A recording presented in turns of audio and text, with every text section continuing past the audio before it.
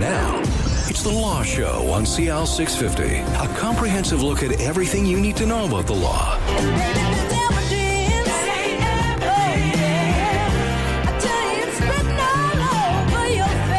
Yeah, welcome to The Law Show on CL 650. I'm Zach Spencer, and today we're talking about immigration law. We have Rudy Kisher and Alex Stojkovic, partners at MKS Law in downtown Vancouver. And have you settled into your new gigs downtown? You were in Yaletown, trendy. You wanted something bigger. You've moved down near the Burks Building, right? Yeah, we're right next to the Burks Building at Granville and Hastings Street on the top floor, on the 9th floor. And it's a big change from Yaletown, but we're happy to be down there. More elbow room. Yeah, a little bit more space to grow and a nice view of the sea terminal. Yeah. All right, good to hear. Now, lots of stuff has been in the headlines around immigration. We're going to get to the Liberal government being accused, and we'll let you reply to that, about using the powers to take people's citizenship away from them. So we'll talk about that in a little bit. But we want to get into what is C6? This is the Citizenship Act. What is it? Where is it? And how is it going to affect our lives? I'll start. Sure. You can sort of pick up where things are at. So what Bill C6 is for those of you who've listened to us on previous shows, it was a bill that was designed to correct what was seen as particularly offensive about Bill C-24, which was the Strengthening Canadian Citizenship Act passed by the Conservatives in June of 2014. Strengthening Canadian citizenship, tagline, harder to get, easier to lose, to give us a sense of how things were back in 2014.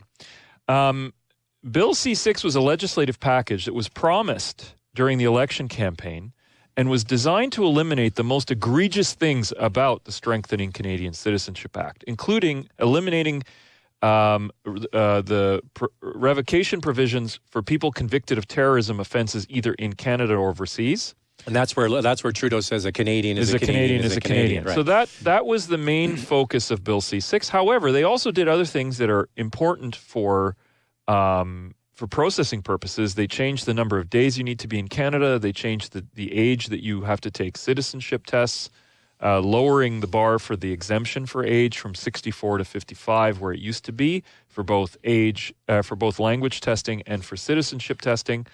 They eliminated a controversial intention to reside provision. The Conservatives put in a provision essentially in the Strengthening Canadian Citizenship Act that you were required to swear that you intended to continue residing in Canada indefinitely if you became a citizen, versus how the law used to be, which was if it was a backward-looking test, if you earned the right to citizenship by being in Canada, you earned that right, end of story. And you didn't. Okay, so that sort of came to light when the bombing in Lebanon, and the Canadian government was accused of being slow, dragging their feet, and then the government had to pay to send a ship there to get all these people out of Lebanon because they're Canadian citizens. And then as soon as the fighting was done, they all went back. Yeah, right? there's 40,000 people in Lebanon that were Canadian citizens. Yeah, that's when in the public we're like, well, is this just a passport of convenience, right? And we have also a lot of Canadian citizens who reside in Hong Kong. I think there's 200,000 plus. 250,000. Yeah, when I was living in Hong Kong, that was the figure. Yeah.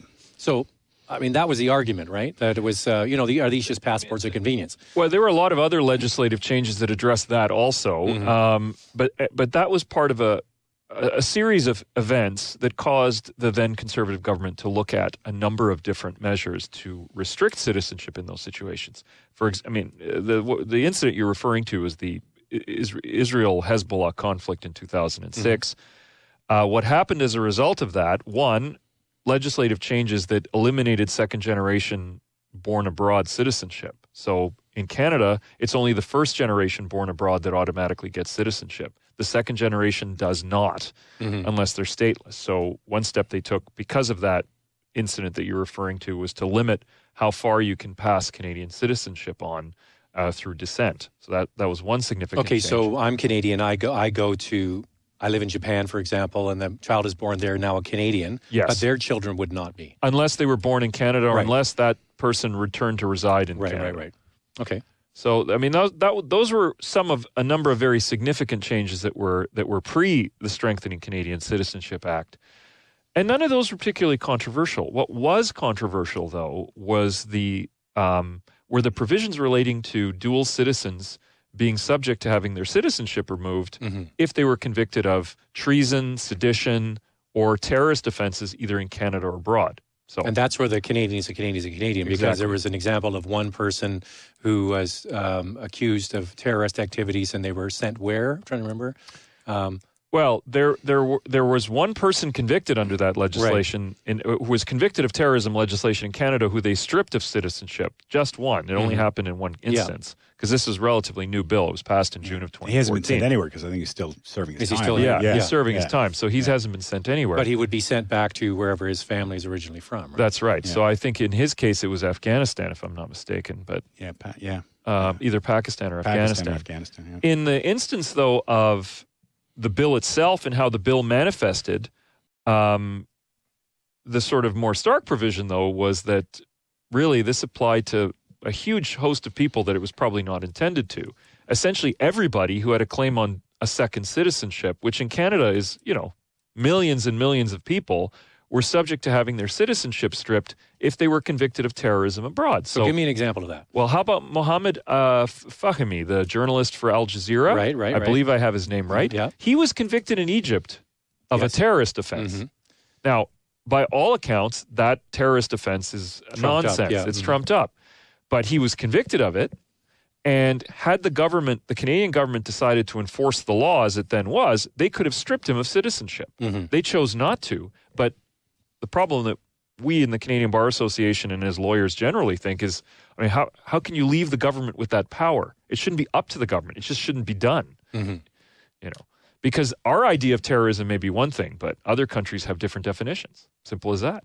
Okay, so you're giving me an outline of the act, the changes. So where is it now? I'm going to let Rudy pick it up from there. Well, it went to the House this fall, so it was a promise from the Trudeau government that they would act on this quickly, and they brought sorry to interrupt, but it went to the House in the spring and it passed. March. So March this year it passed. I just want to jump in because I'm not quite clear on what the changes were. Like you talked about how it was under the Harper government, but what were specific changes that is in this act that is now? Well, all of these revocation provisions relating to terrorism have been removed. Okay. Well, they haven't. They're going to be. No, that's what's in the act. So the state law right now. Before there was no provision. If you were a terrorist, you remained a Canadian. Right. The Conservatives brought in that change, right? So it's been around for about a year and a half. The Liberals ran on a campaign that they were going to change it. Right. They've brought the bill forward. Right. It's passed the House of Commons. Now right? it's at the Senate. It's at the Senate. I thought it would be passed rather quickly. Wrong was I. So this September they started debating it in the Senate. It went. The first reading was done, second reading, and now it's been referred to committee, which means it could be sitting there for a long time, right? Okay. And the reason it went to committee. But they have to get it back into the House before the House stops sitting, or else the bill dies, right? Exactly. Well, it has to at least pass the Senate before the session ends, which I believe is at Christmas, right? Yeah. So there's some challenges as to whether or not it'll pass now.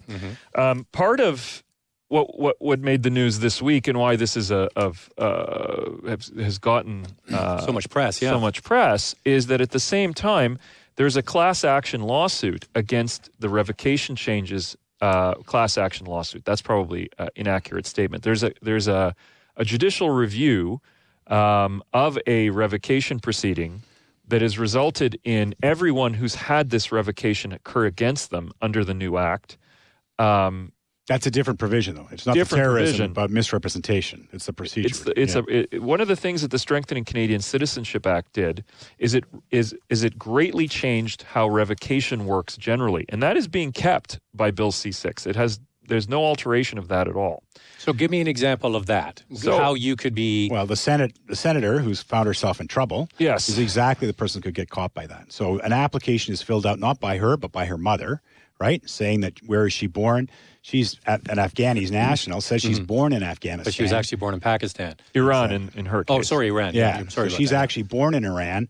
So that is what we would call it's a misrepresentation. There might be a question as to whether it's a material misrepresentation, right? But it's a misrepresentation, innocent or not. So it could be something that your parents did inadvertently, and that hangs over your head. Are you going to be turfed out of the country or take your citizenship? Well, so here's the stopgap measure that existed in our previous Citizenship Act. So the way it was designed, And I mean, we need to take you back a little bit to the history of this. Essentially, you never saw more than, what would you see, Rudy, 20 cases a year maybe? 20 to 40, and they were all usually people that had war crimes, right? Or lied about criminal records that came up. So fairly serious things, so you would 40 agree. across the country, maximum, right? And part of that was because you had a right as a citizen to have the federal court review the government's evidence in a trial. Okay, so, and it was a proper trial. They called evidence, and there was witnesses, and I've run several of those trials, so I've had that firsthand experience. It's a rigorous process, so the government doesn't go to it lightly. They need to have a decent case if they're going to throw that amount of resource. Let me guess, at you it. don't have to do that any longer. You don't have to do that any longer under the new law, because partly the government discovered through a series of scandals in the middle of the last decade, one involving immigration consultants out east in Montreal and Toronto, several others, including a very well-known one here in Richmond, Nucan Consulting, where people got citizenship through fraud, organized groups of hundreds of applicants who got it by fraud. So the government was faced with reports that had come to them that at least 2,500 people, maybe more, had gotten citizenship through fraud from 1995 to 2006, a variety of ethnic groups, a variety of immigration consultants, a variety of cities involved. And you have a process that, as Rudy has mentioned, is 20 or 40 cases a year. That's all it can handle. So that's a 60-year backlog. So how do you deal with that? So my advice to the clients who came to me when that was passed and they were being reported on this was, this case will never see the light of day. And is there a statute of limitations on There's it? no statute of limitations, but, I asked the judge in charge of the Court of Appeal, I said, has there been any provisions made for the amount of cases? They've got 2,500 to 3,000 cases that are going to have to come forward. How are they going to process? He said, well, we haven't been put on notice. There doesn't seem to be any concern about this.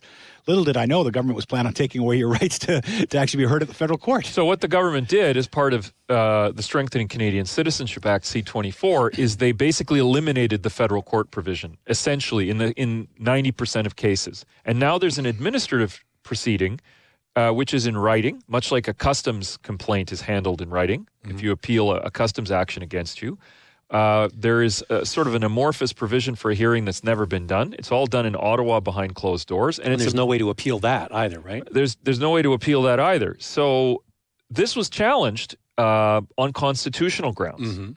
Because they are citizens until, I guess, proven that they're not, right? Exactly. And so this has been challenged on constitutional grounds. And as a result of this, there's been a freeze on revocation proceedings that have gotten to federal court stage where anyone has said, hey, I want my case as part of this constitutional challenge. And that challenge is being heard in November. Is that? That's what I believe, Yeah. It's being heard in November in Toronto. All right. We're going to take a quick break, and we're going to talk about the revocation and the numbers and how they've gone up in the last year or so. If there's any conversation around that. We're speaking with Rudy Kisher and Alex Stojkovic from MKS Law, immigration lawyers in downtown Vancouver. We'll pick it up next on CL 650. There's more of the show still ahead. This is The Law Show on CL 650.